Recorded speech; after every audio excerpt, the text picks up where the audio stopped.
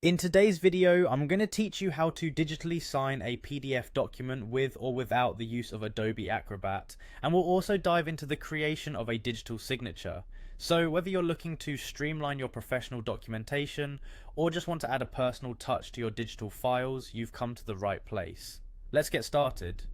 First things first, you need to have your PDF document ready and opened in Adobe Acrobat, which is a fantastic tool for managing PDFs.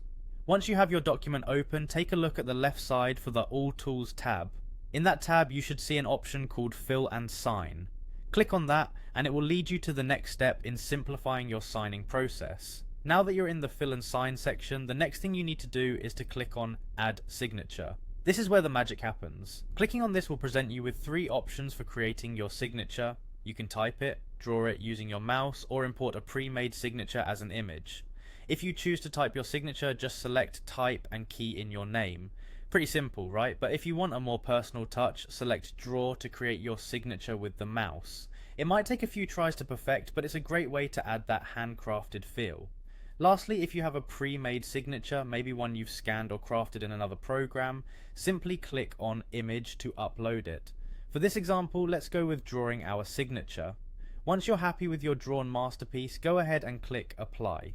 You'll then be able to position this signature anywhere you like on the document. Just click in the area where you'd like it to appear. Maybe you don't want to use your full signature, no worries.